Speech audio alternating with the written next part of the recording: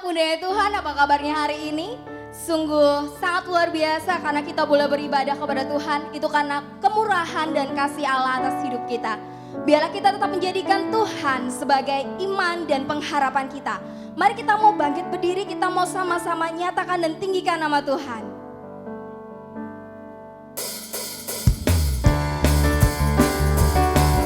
Kita mau sama-sama nyatakan bahwa Dialah dasar iman dan pengharapan kita.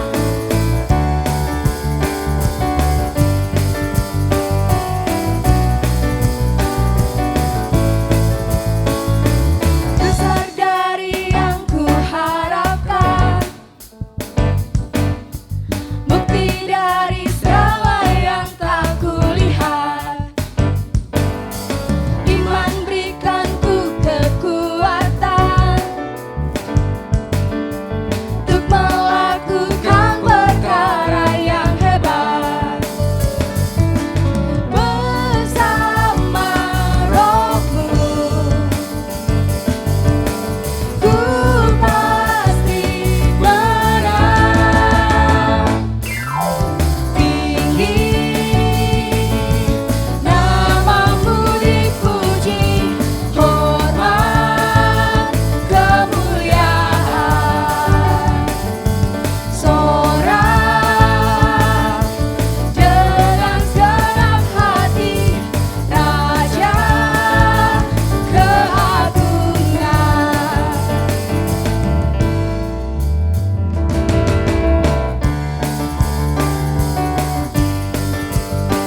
Dia Allah yang tidak membiarkan pencobaan melebihi batas kekuatan kita.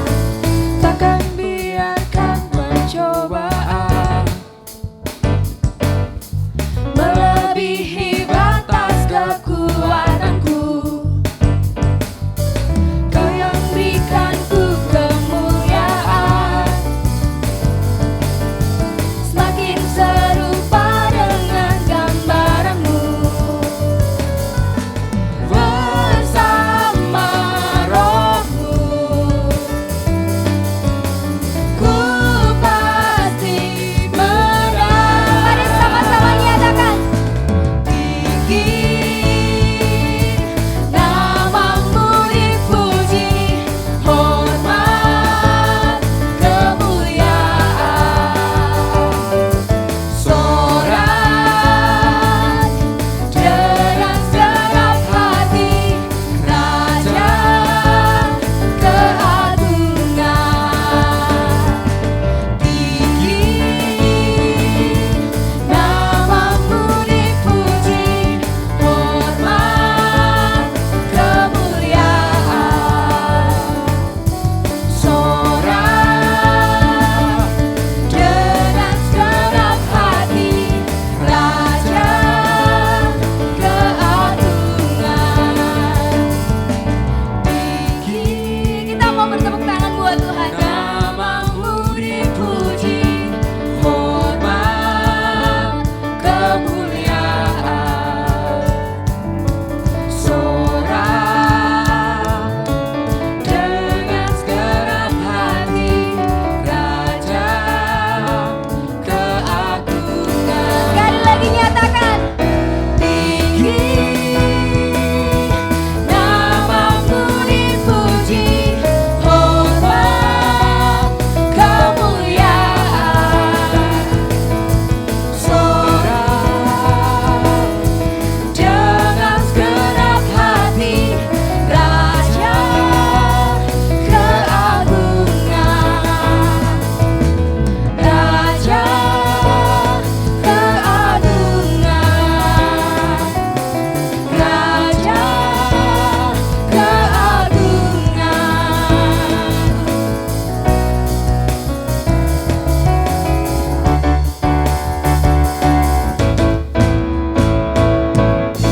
Haleluya.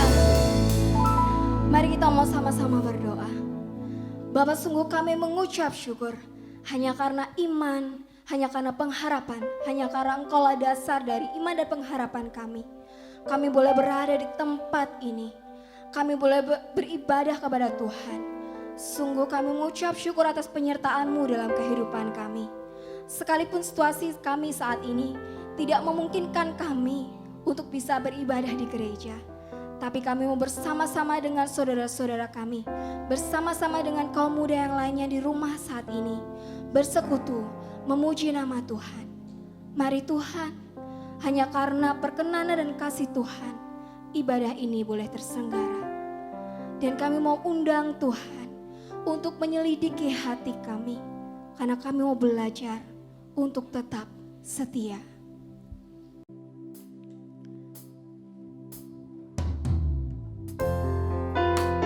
Ini kami Tuhan, tilik setiap hati kami, mampukan kami untuk bisa tetap setia.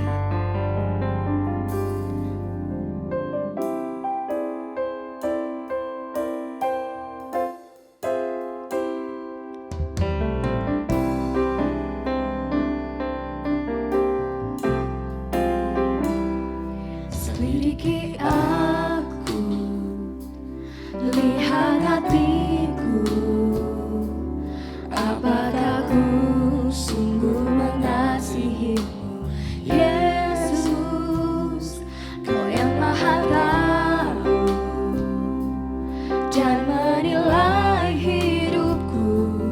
Tak ada yang tersembunyi bagimu. Selidiki hati kami Tuhan. Selidiki aku, lihat hatiku, apakah ku sungguh mengasihimu, Yesus, Kau yang Maha Tahu dan menilai hidupku. Tak ada yang tersembunyi bagimu. Telah kulihat kebaikan-Mu yang tak pernah habis di hidupku. Ku berjuang sampai akhirnya Kau dapati aku tetap setia.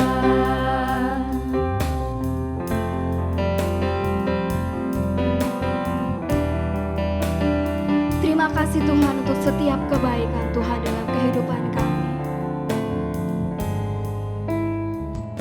Selidiki aku, lihat hatiku, apakah ku sungguh mengasihimu, Yesus, Kau yang Maha Tahu dan menilai hidupku. Tak ada yang tersembunyi bagimu. Tak kulihat kebaikan-Mu yang tak pernah habis di hidupku. Ku berjuang sampai akhirnya Kau dapati aku tetap setia.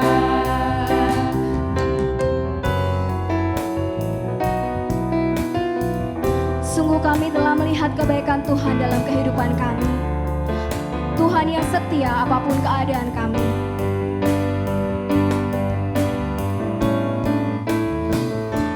Telah kulihat kebaikan-Mu yang tak pernah habis di hidupku.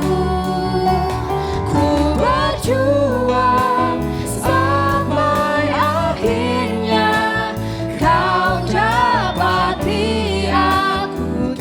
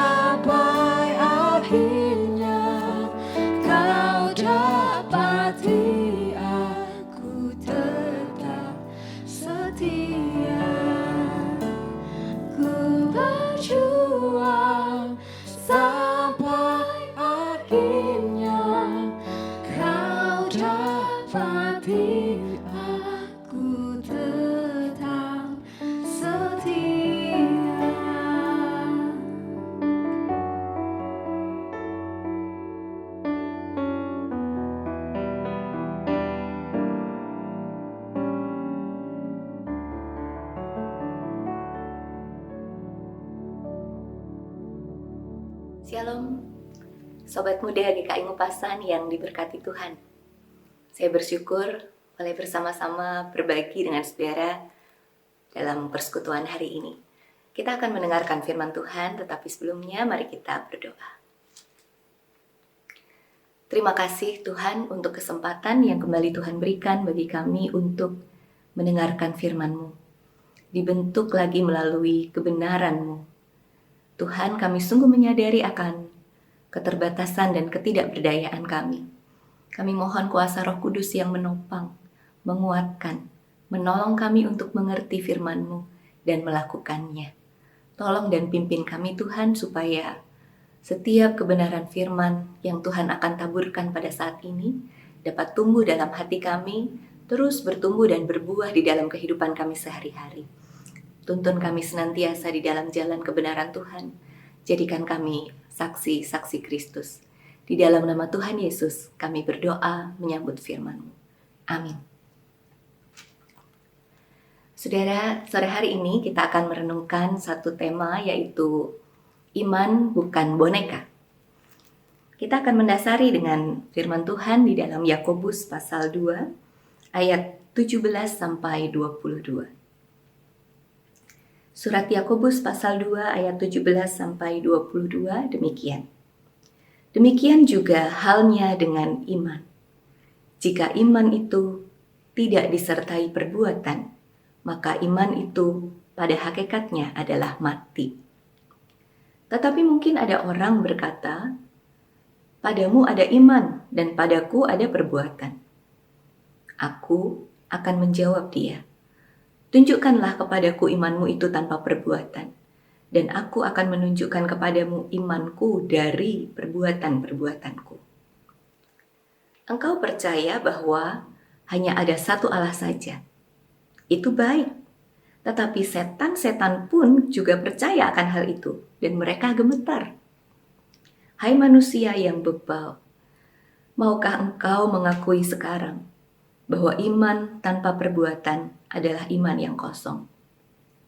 Bukankah Abraham bapa kita dibenarkan karena perbuatan-perbuatannya, karena ia mempersembahkan Ishak anaknya di atas mezbah?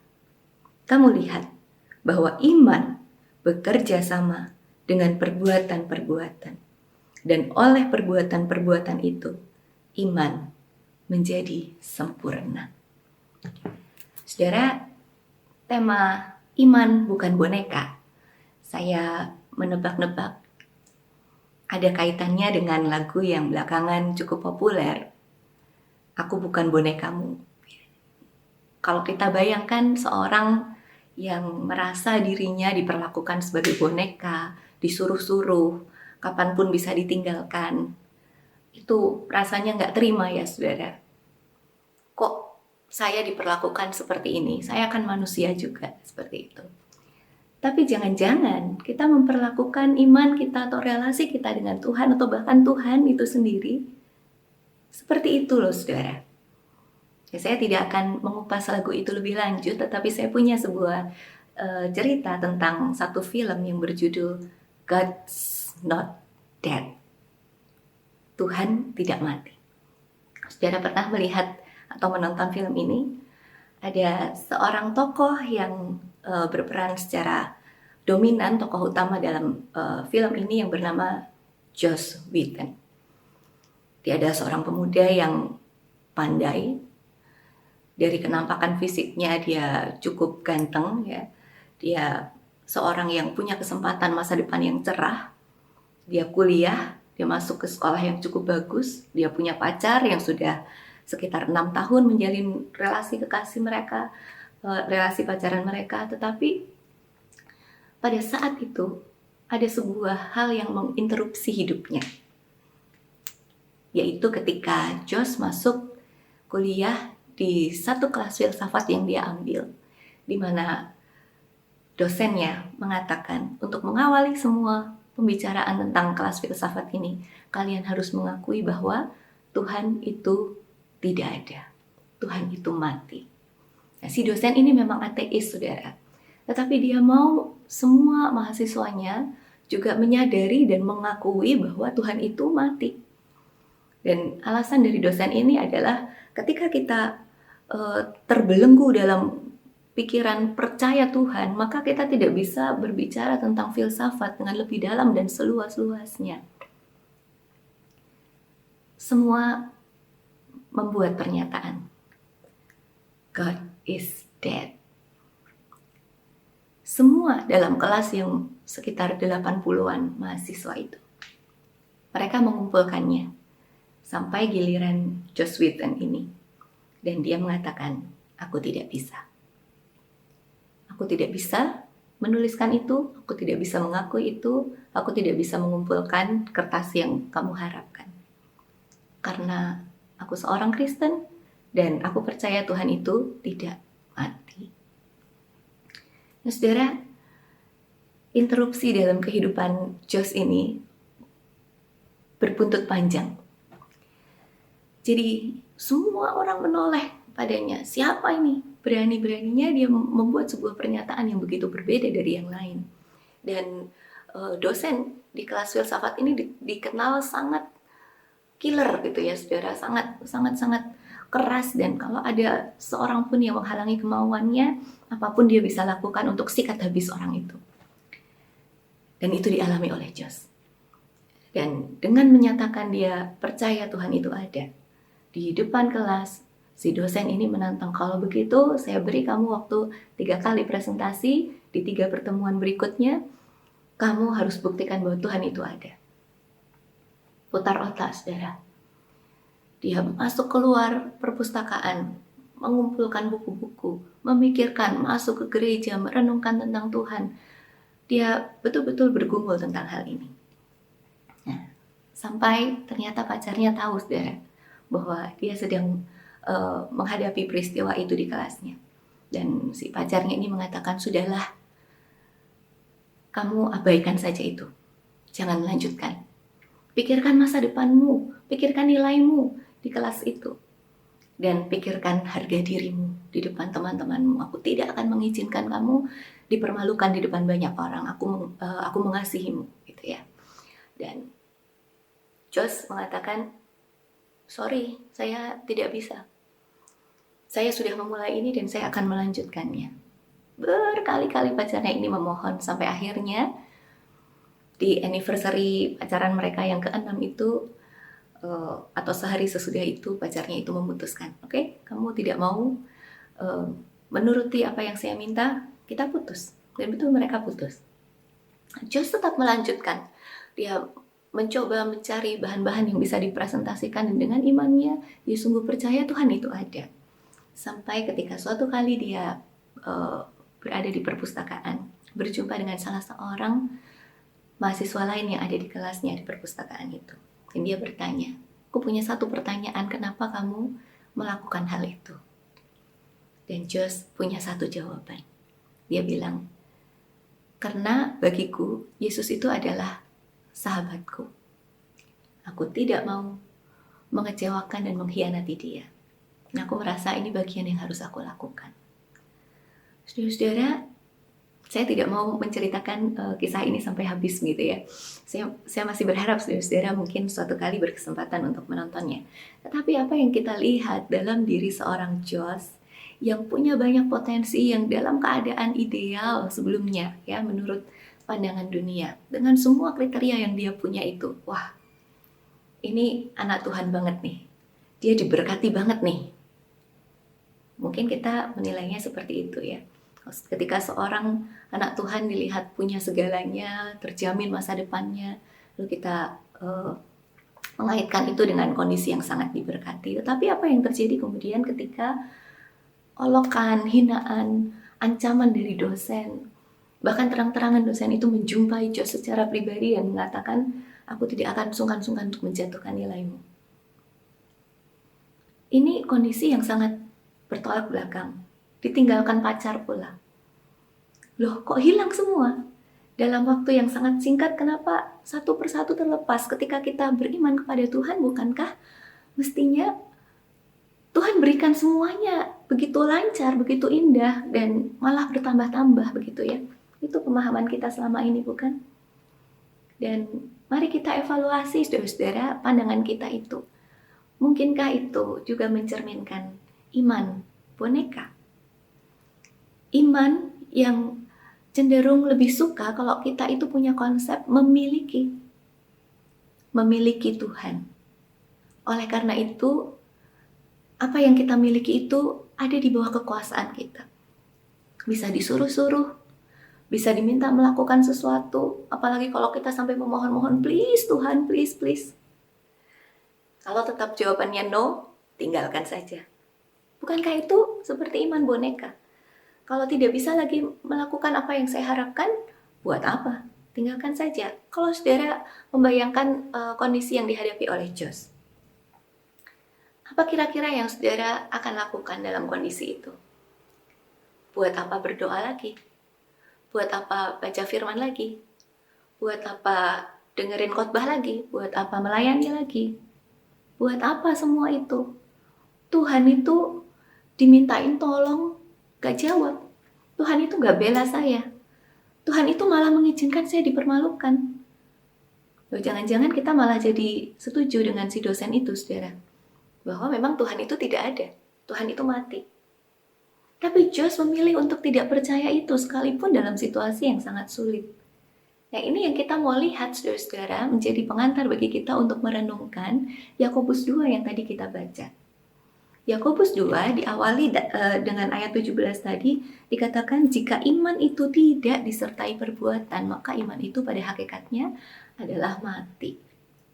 Saudara, ada dua hal yang kita mau renungkan pada saat ini. Yang pertama, saudara, dalam hal ini kita mau belajar bahwa iman adalah ketika tetap dengan yakin kita bisa mengatakan oke Tuhan pada saat Tuhan mengatakan no untuk permohonan doa kita. Bisa, saudara? Ketika kita minta sesuatu sama Tuhan dan Tuhan mengatakan no, atau Tuhan mengatakan wait, belum sekarang, bisakah kita tetap mengatakan siap Tuhan, oke, saya percaya itu yang terbaik, tetap saya mau nurut sama Tuhan? Iman adalah tetap mengatakan yes kepada Tuhan ketika bahkan Tuhan mengatakan no untuk permintaan kita. Ketika kita lebih percaya bahwa kitalah yang dimiliki oleh Tuhan, kita akan lebih percaya bahwa apapun keputusan Tuhan, itu adalah yang terbaik buat kita. Seringkali gak gampang ya, saudara, seperti pengalaman Jos tadi. Tetapi juga kitanya sendiri yang mungkin seringkali lebih mudah menuntut Tuhan. Kalau Tuhan penuh kuasa dalam mujizat-mujizat Tuhan di sepanjang cerita Alkitab, kenapa Tuhan gak lakukan juga kepada saya? Kalau Tuhan dulu bisa lakukan, kalau Tuhan bisa lakukan buat orang lain, kenapa Tuhan gak lakukan buat saya? Kita menuntut, kita harus mendapatkan berkat-berkat Tuhan. Coba kalau ada orang lain yang kesusahan, saudara pernah nuntut, Tuhan dia kesusahan, kenapa Tuhan gak kasih pengalaman kesusahan ke saya? Gak pernah ya. Berarti kita yang gak adil ya, saudara. Kita yang melihat bahwa beriman itu hanya untuk menguntungkan diri kita. Dan bukan itu iman yang sebenarnya. Iman adalah tetap percaya dan mengatakan ya, sepakat dengan Tuhan meskipun Tuhan sedang mengatakan no untuk permohonan kita. Yang kedua, saudara, iman itu harus tampak dalam perbuatan kita sehari-hari. Firman Tuhan tadi mengatakan apa? Kamu percaya satu Allah? Itu baik. Tapi setan-setan pun itu percaya bahwa hanya ada satu Allah dan mereka gemetar akan satu Allah itu. Ini secara tajam mau mengingatkan kita satu hal, saudara. Kalau kamu cuma percaya satu Allah, tapi hidupmu itu tidak berdampak apa-apa dengan kepercayaanmu akan satu Allah itu, apa bedanya dengan kepercayaan setan-setan itu? Kita yang merasa, saya sudah beriman dari kecil, saya sudah kenal Tuhan dari sekolah minggu, diajak untuk hidupnya berdampak, saudara. Apa yang dilakukan oleh Jos ketika dia mulai menjawab tantangan si dosen itu? Dia membuat imannya itu terbuka secara transparan, ya, secara sangat jelas dilihat oleh begitu banyak orang. Dia menyatakan itu di tengah kelas di depan 80-an orang. Dia menyatakan itu di tengah pergaulannya. Dia tidak memisahkan itu dari pergaulannya dengan teman-teman dan bahkan relasinya dengan pacarnya. Dia betul-betul menghidupi hari-harinya dengan apa yang dia percayai. Dia betul-betul mempersaksikan imannya di dalam kehidupannya sehari-hari. Dan dia menghidupi dengan penuh keyakinan bahwa ketika aku berjalan bersama dengan dia, aku berjalan dengan sahabatku. Dan itu yang membuat dia tidak putus asa, saudara-saudara, sekalipun ada begitu banyak tekanan. Buat saudara dan saya, ini pun sebuah ajakan. Mari kita melihat diri kita selama ini. Apakah selama ini kita lebih suka memaksa-maksa Tuhan melakukan sesuatu? Apakah selama ini kita lebih suka menuntut Tuhan melakukan semua yang kita mau? Ataukah kita lebih suka melakukan dua hal tadi?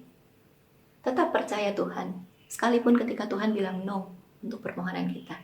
Dan membuat iman kita itu transparan, dilihat begitu banyak orang, tidak malu kita nyatakan, dan justru itu mewarnai seluruh kehidupan kita, di tengah keluarga, di tengah pergaulan, di tengah gereja, dimanapun kita berada.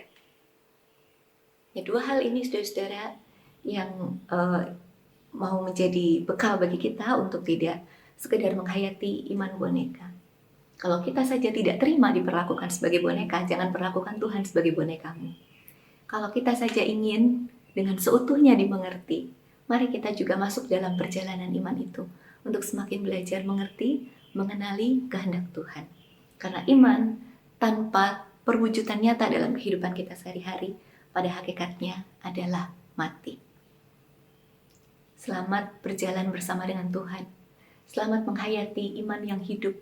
Walaupun dunia ini pernah mengecewakan saudara, walaupun dunia ini memberikan sejuta tekanan buat saudara, akan selalu ada satu alasan bagi saudara untuk bangkit bagi dia. Karena dia adalah Tuhan yang mengulurkan tangannya untuk mengangkat saudara, untuk menopang, untuk menguatkan, untuk tetap berjalan bersama. Selamat beriman dengan iman yang hidup. Tuhan memberkati saudara. Amin. Mari saudara, saat ini kita bersyukur. Terima kasih Tuhan untuk firman-Mu. Terima kasih kami ditegur, sekaligus disapa dan dikuatkan bahwa Engkau Allah yang sungguh berkenan atas kehidupan iman kami yang bersungguh-sungguh, iman yang hidup, iman yang nyata melalui perbuatan-perbuatan. Tolong kami untuk hidup dalam firman-Mu dan melakukannya. Saat ini kami bersyukur untuk begitu banyak cara Tuhan dalam memelihara hidup kami. Terima kasih untuk pertumbuhan iman yang semakin nyata Tuhan karyakan dalam hidup kami. Terima kasih untuk kesehatan kekuatan yang Tuhan masih berikan di masa pandemi ini. Terima kasih untuk semester yang lalu yang telah kami jalani bersama dengan Tuhan, dengan nilai-nilai yang sudah keluar. Terima kasih untuk semua itu Tuhan. Saat ini kami juga mau berdoa untuk kehidupan kami di hari-hari mendatang. Kuatkan dan teguhkan senantiasa iman kami ya Tuhan, sehingga menghadapi tantangan dan pergumulan kehidupan kami boleh terus berseru dan berserah kepada Tuhan. Kami memohon kekuatan Tuhan juga di dalam menjalani semester yang baru, supaya kami bisa semakin bersungguh-sungguh melakukan yang terbaik yang menjadi bagian kami, sehingga ketika kami memiliki cita-cita untuk masa depan kami pun bersedia untuk melakukan yang terbaik hari-hari ini untuk ikut mewujudkan apa yang kami cita-citakan.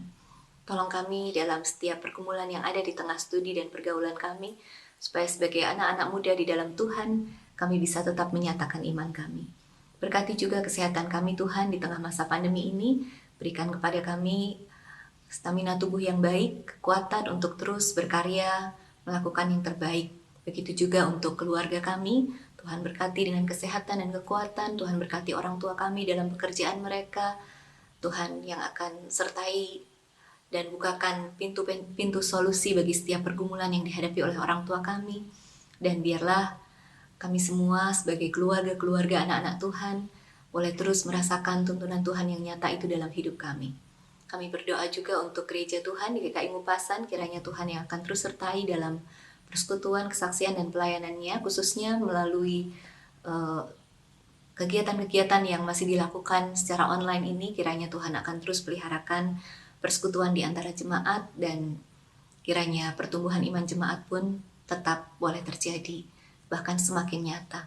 Kami menyerahkan bangsa kami ke dalam tangan Tuhan. Di tengah segala pergumulan di masa pandemi ini, Tuhan berkati pemerintah kami, supaya pemerintah pusat dapat bekerja sama dengan pemerintah daerah dengan baik, dan kebijakan-kebijakan yang diambil untuk kebaikan negeri ini bisa direspon dengan baik juga oleh seluruh lapisan masyarakat. Tuhan, kami serahkan seluruh doa kami ke dalam tangan Tuhan. Kami percaya Tuhan mendengarkan dan Tuhan berikan yang terbaik bagi kami. Di dalam nama dan kuasa Tuhan Yesus Kristus, kami berdoa. Amin.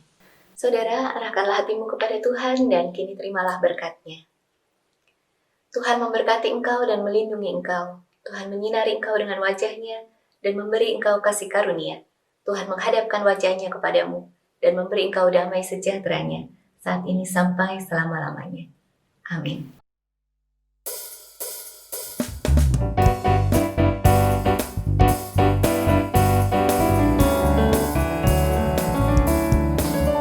Mari kita mau sama-sama nyatakan, kita mau belajar untuk membawa berita tentang kasih Allah pada dunia.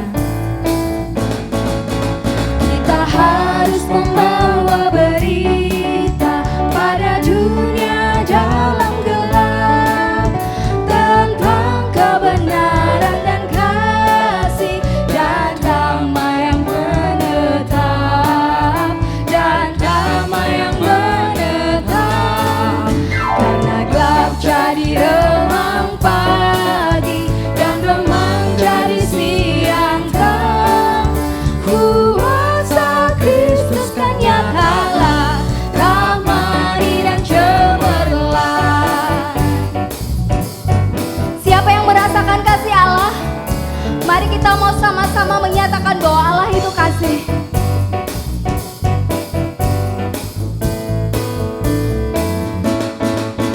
Kita harus membawa berita, Allah itu kasih belas, diberikan putra tunggalnya supaya kita lepas, supaya kita lepas. Karena gelap jadi remang pagi dan remang jadi siang terang, kuasa Kristus kan nyatalah, ramai dan cemerlang.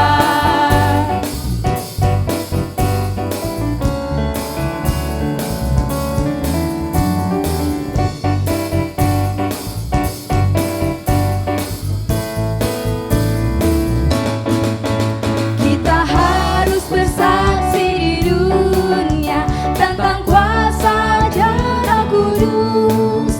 Semoga yang masih sangsi terima Sang Penebus, terima Sang Penebus. Karena gelap jadi remang pagi dan remang jadi siang terang, kuasa Kristus terang nyatalah, ramai dan cemerlang.